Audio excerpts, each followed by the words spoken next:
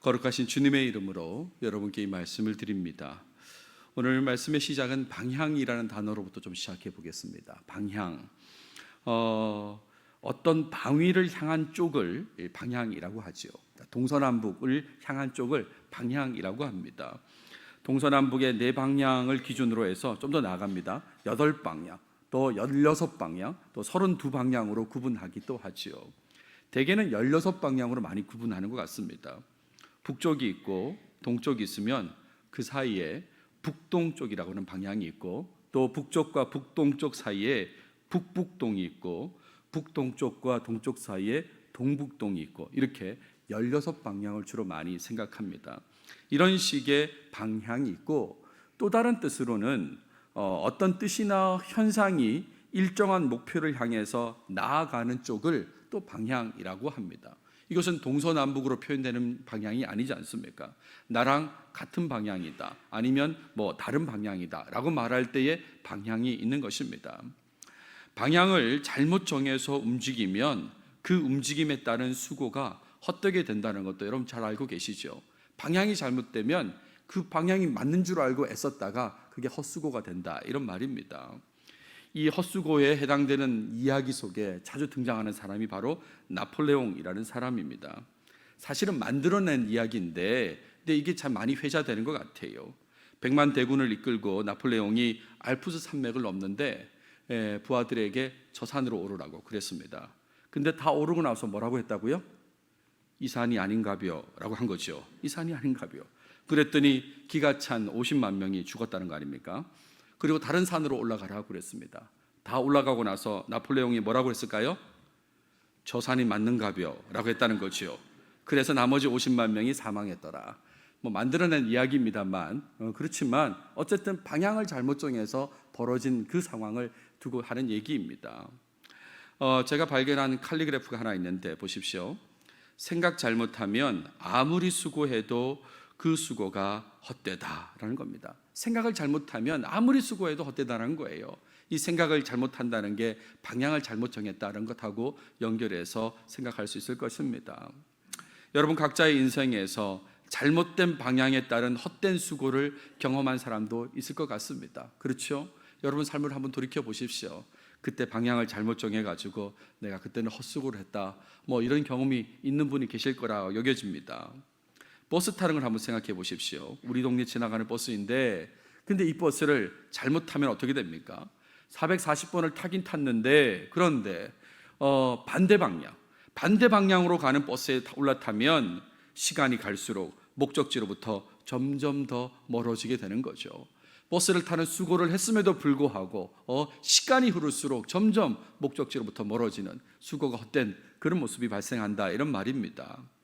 오늘 본문에는 막달라 마리아가 등장하게 됩니다. 그녀는 예수님을 사랑하는 마음으로 예수님을 위해서 수고하는 모습을 보인 그런 사람이었습니다. 하지만 부활하신 예수님을 만났을 때 예수님을 바로 알아보지 못하는 그런 모습도 보이기도 합니다.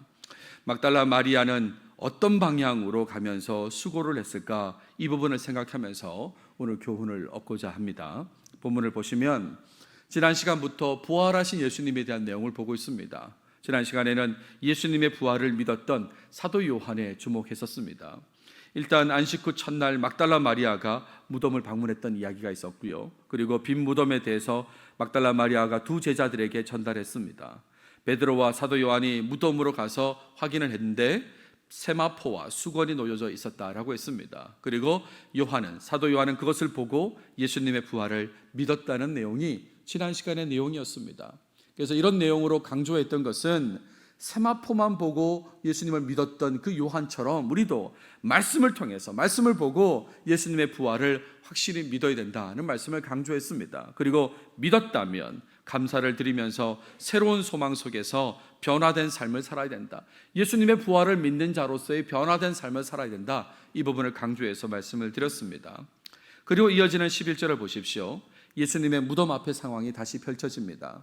마리아는 무덤 밖에 서서 울고 있더니라고 이제 연결되는데, 여기서 말하는 마리아는 막달라 마리아를 말하는 것이죠. 어떻게 그렇게 확신하냐라고 했을 땐 20장의 문맥 속에서 막달라 마리아가 아니면 설명이 곤란합니다. 일단 1절에서 이 안식구 첫날 일찍이 아직 어두울 때에 막달라 마리아가 무덤에 왔다라고 그랬지 않습니까? 그리고 제자들에게 알리러 갔습니다. 그리고 다음 시간에 보겠습니다만 18절 보세요. 막달라 마리아가 가서 제자들에게 내가 주를 보았다라고 또 전하지 않습니까? 그러니까 이런 문맥 속에서 이 11절의 마리아는 막달라 마리아일 수밖에 없는 것입니다. 무덤 밖에 서서 그랬습니다. 무덤 밖에 서서 무덤으로 다시 돌아간 것입니다. 어떻게 다시 돌아갔다 말할 수 있느냐? 아까 보여드렸잖아요. 1절 2절을 보세요. 막달라 마리아가 무덤에 와서 일단 왔습니다. 그리고 열린 것을 보고 시몬 베드로와 예수께서 사랑하시던 그 다른 제자에게로 달려가서 말하되, 무덤에 왔다가 제자들에게 가서 말했습니다. 그리고 다시 지금 무덤 앞에 서 있으니까 다시 돌아왔다라고 할 수 있는 거죠. 돌아왔습니다.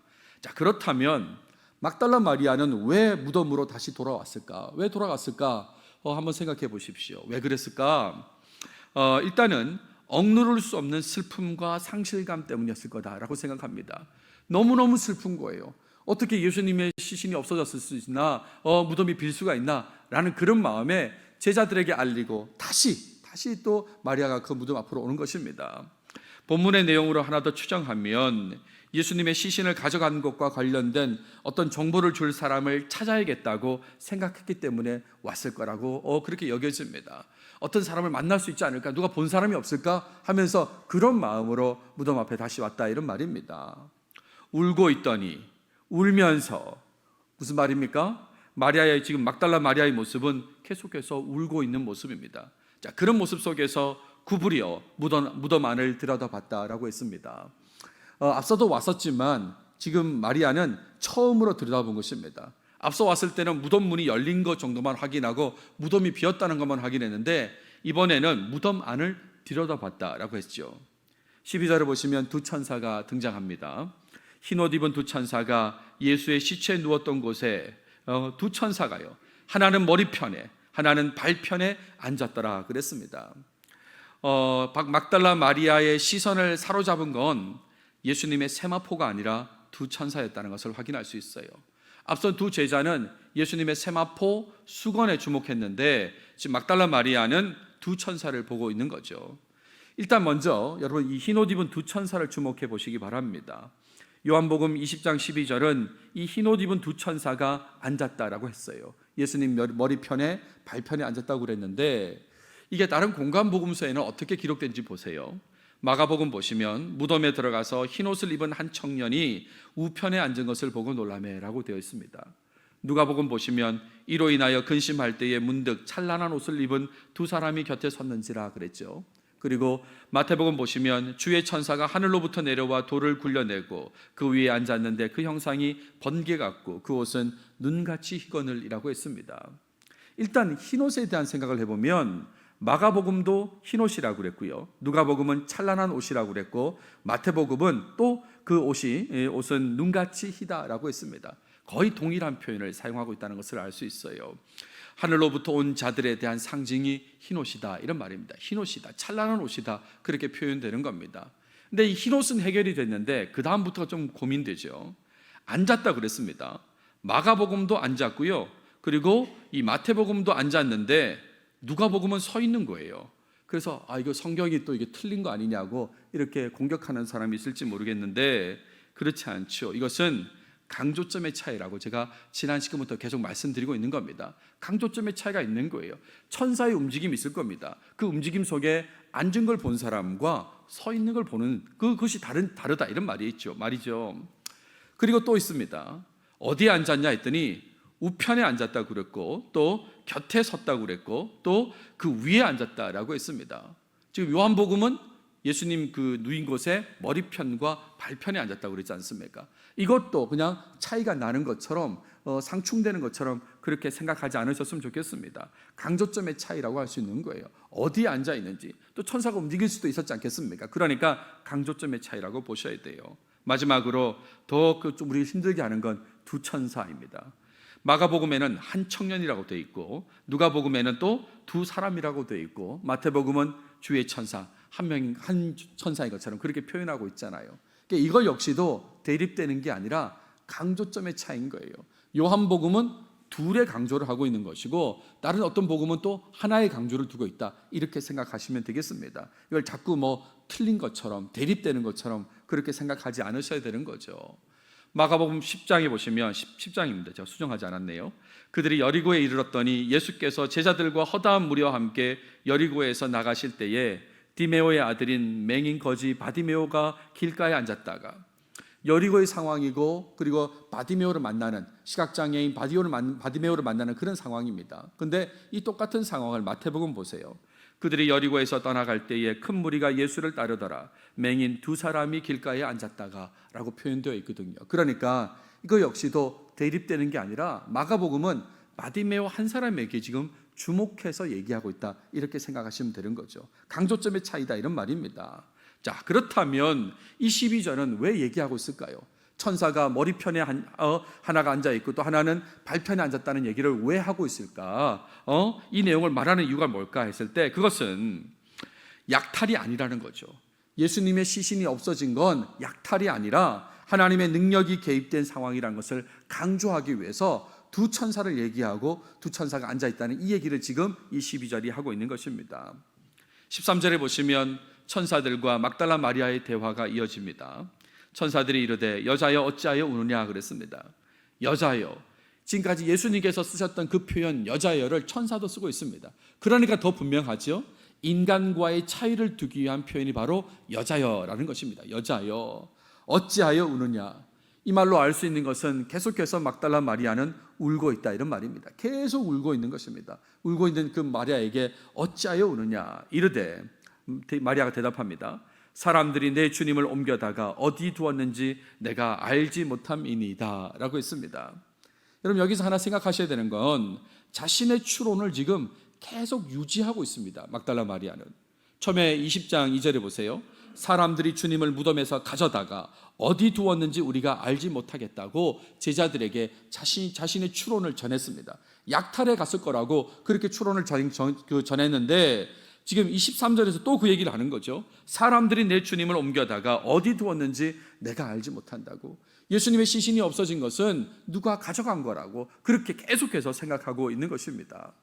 자, 이런 상황에서 14절에 부활하신 예수님을 만나게 됩니다.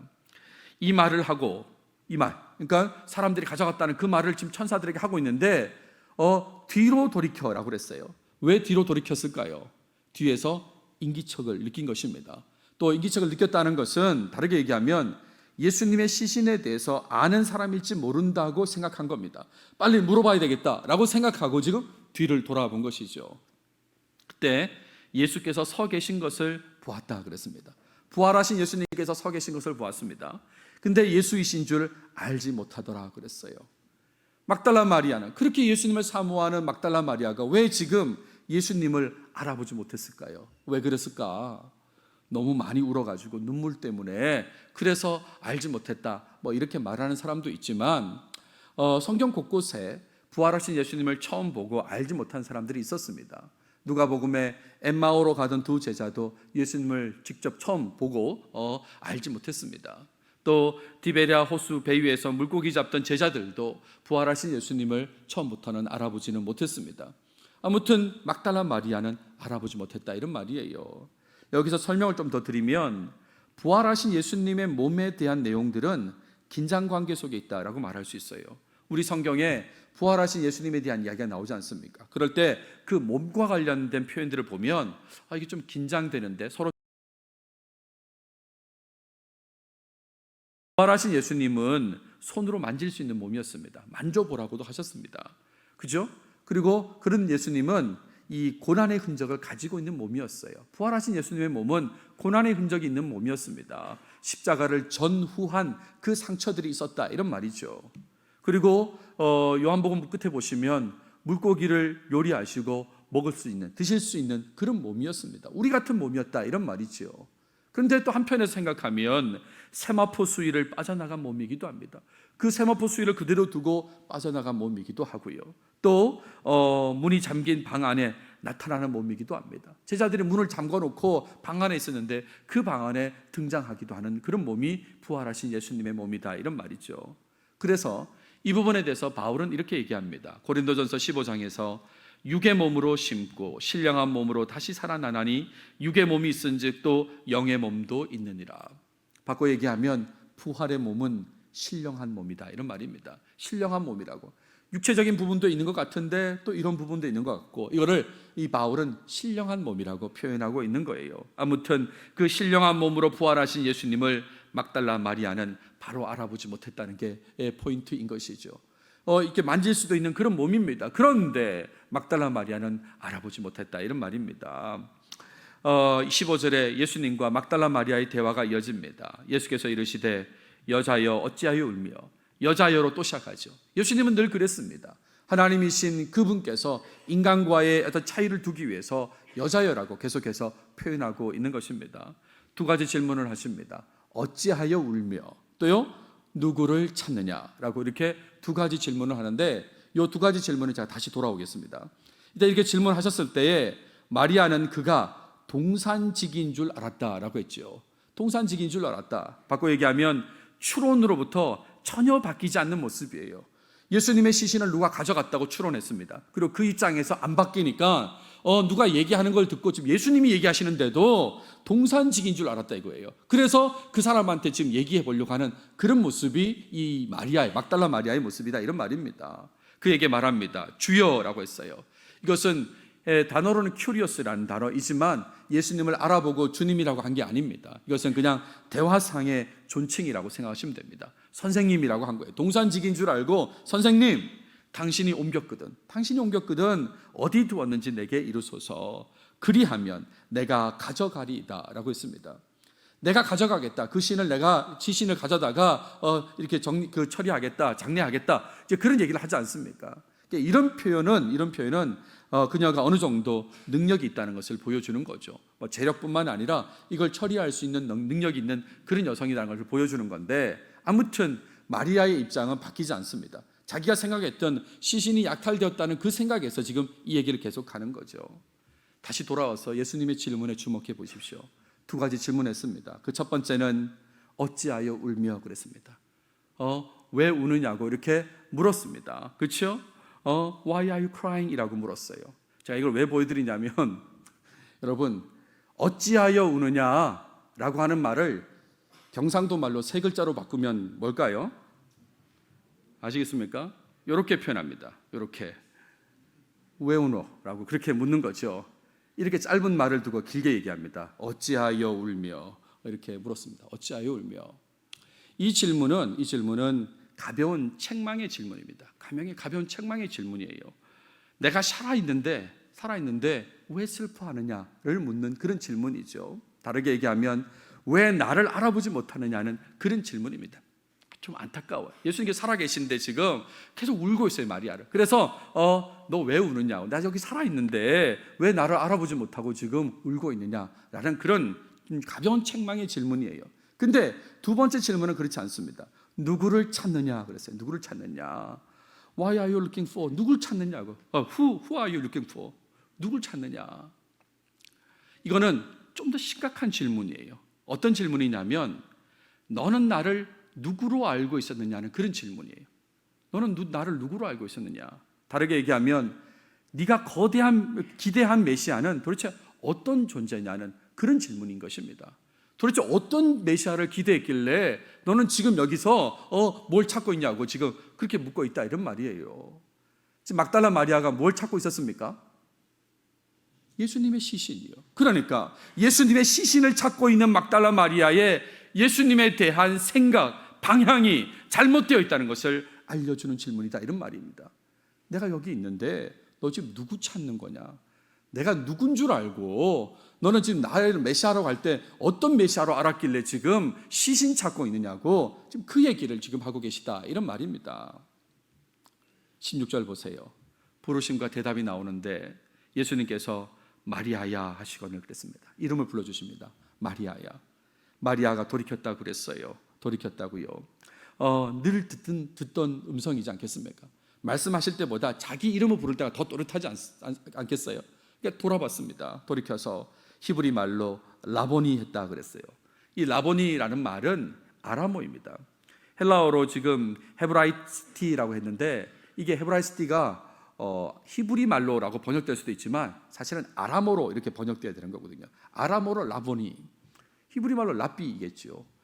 선생님, 이는 선생님이라는 말이라 그랬잖아요. 이 괄호는 설명과 관련된 부분입니다. 그러니까 사본학적인 문제가 아니고 우리말로 표현되기 위해서 이 부분은 설명 부분입니다를 알려주기 위한 괄호이지 사실은 괄호가 없는 것이 더 이해하기 편할 수도 있겠습니다. 아무튼 막달라 마리아는 자신의 추론과 너무 거리가 먼 살아계신 예수님을 지금 직접 만나게 된 것입니다. 자기는 계속해서 예수님 시신이 이렇게 약탈되어졌다고 그렇게 생각했는데, 그런데 예수님께서 지금 나타나셨잖아요. 부활하신 예수님께서 마리아를 만나 주셨습니다. 그 내용이 오늘 본문의 마지막 내용이에요. 정리하면 부활하신 예수님을 만난 막달라 마리아를 얘기하고 있습니다.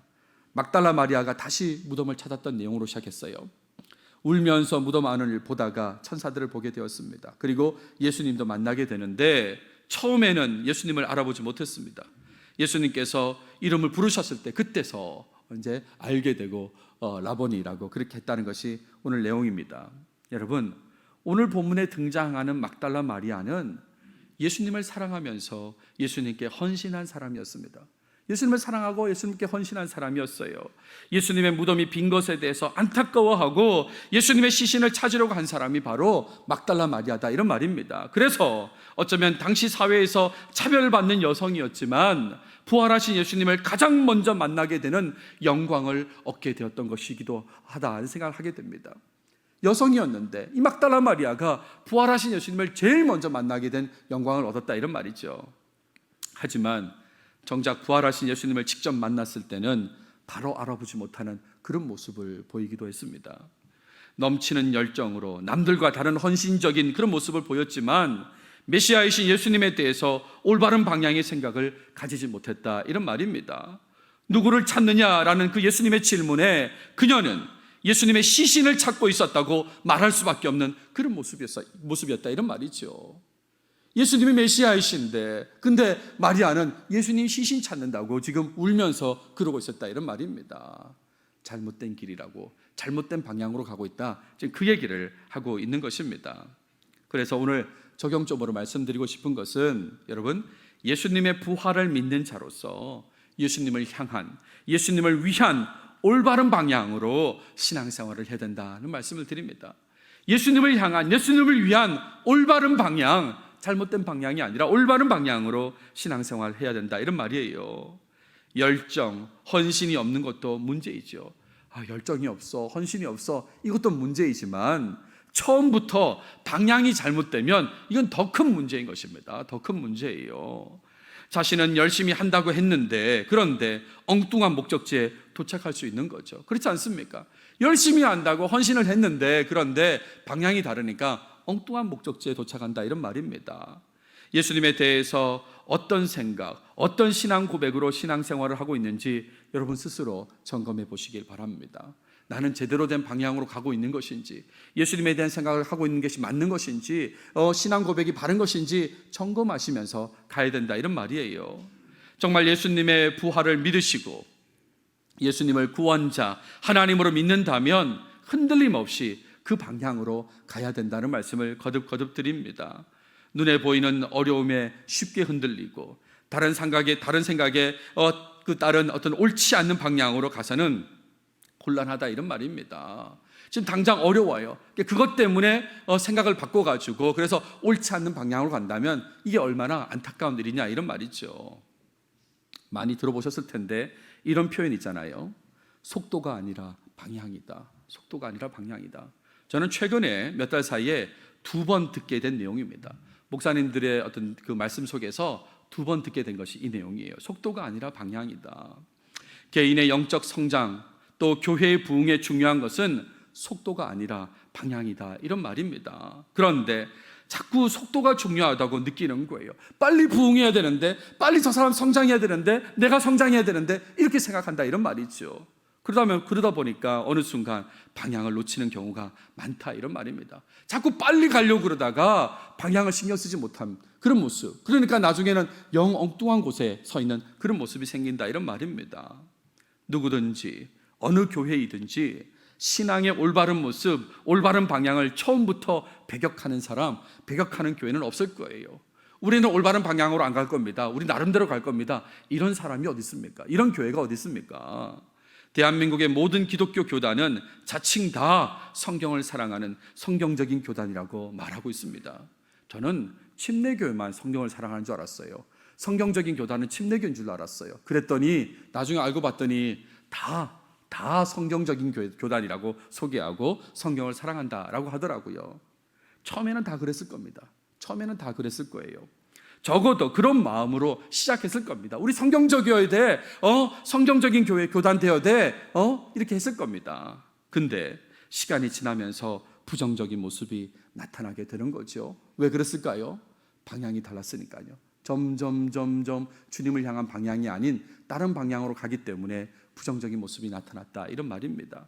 속도가 중요하다고 하면서 속도 생각하다가 엉뚱한 방향으로 갔기 때문에 부정적인 모습이 나타났다, 이런 말이에요. 처음부터 부정적인 모습, 조금 틀어진 방향을 바로 잡았어야 되는데 그거 바로 잡지 않고 앞으로 가는 데만 신경 쓰다가 시간이 지날수록 너무 많이 벗어난 것을 보게 된다, 이런 말입니다.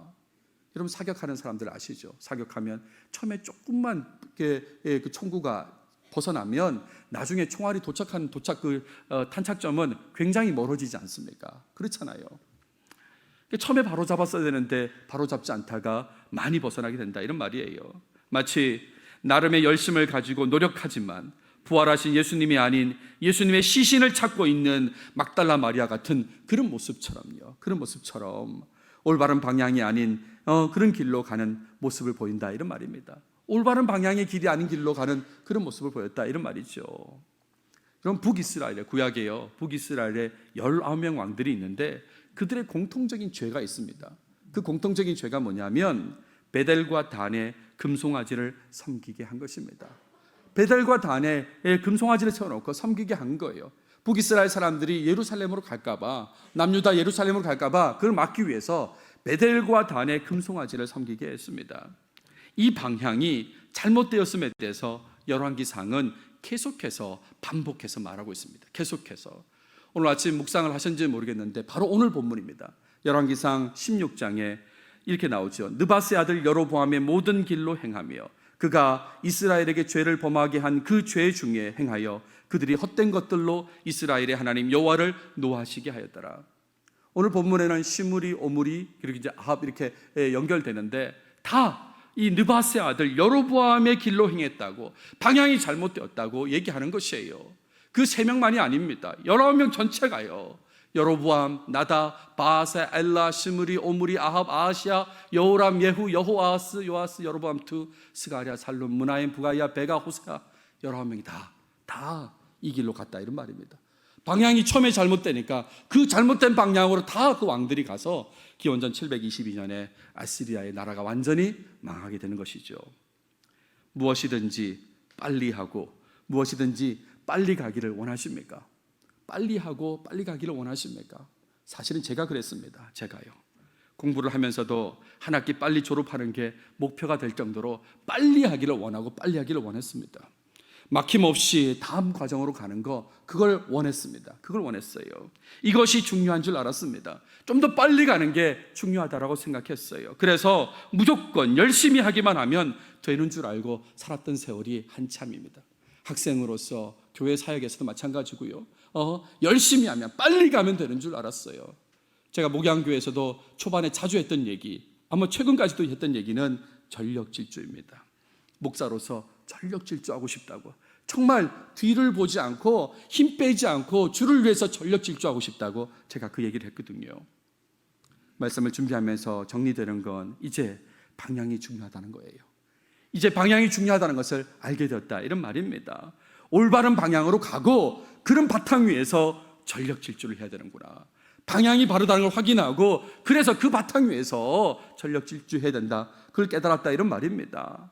방향이 틀리면 속도를, 열심을 아무리 내도 그렇게 되면 실격하게 되는 거죠. 속도, 열심과 관계없이 실격하게 되는 겁니다. 여러분, 옛날에 나왔던 만화 중에 달려라 하니가 있잖아요. 하니가 어느 날 이기게 됩니다. 1등을 하게 되거든요. 정말 그 엄마 생각하면서 달리는 겁니다. 1등을 했는데 결국 실격됩니다. 왜 그랬을까요? 눈 감고 달려가지고 그래서 다른 레인으로 달린 거예요. 자기 레인으로 가야 되는데 다른 레인으로 간 거예요. 그래서 실격됐습니다. 들어오는 건 1등으로 들어왔는데 실격이다, 이런 말이죠.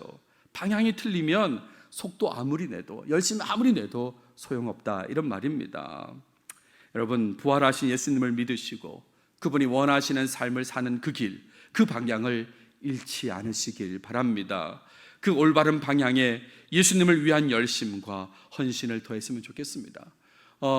헌신과 열심이 있으신데 방향이 틀리다면 꼭 이 부분을 좀 수정하시면 좋겠어요. 올바른 방향을 정하시고 예수님을 위한 열심, 그 헌신을 더하시길 바란다, 이런 말이에요. 흔들림 없이 같은 방향을 지향하면서 우리 공동체가 한 가족으로서 함께 갔으면 좋겠습니다. 우리 모두가 다 한 가족이잖아요. 한 몸이잖아요. 그러니까 우리가 한 몸으로서 같은 방향으로 이렇게 달려가면 좋겠다, 이런 말입니다.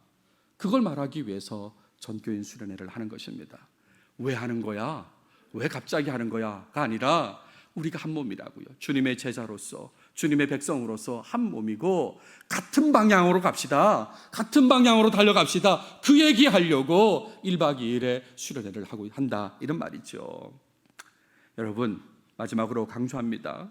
같은 방향을 확인하시고 서로가 서로에게 좋은 영향을 주시면서 헌신하는 공동체, 그 공동체가 바로 목양교회 공동체가 되길 바랍니다. 기도하겠습니다.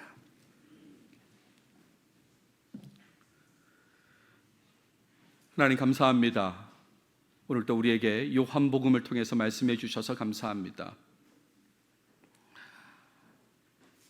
막달라 마리아가 예수님을 사랑하고 예수님에 대한 열심을 보이긴 했지만 그의 방향이 틀리다는 것을 보게 하셨는데, 하나님, 우리의 신앙생활에도 틀린 방향의 모습은 없도록 주님, 우리를 바꾸어 주시옵소서.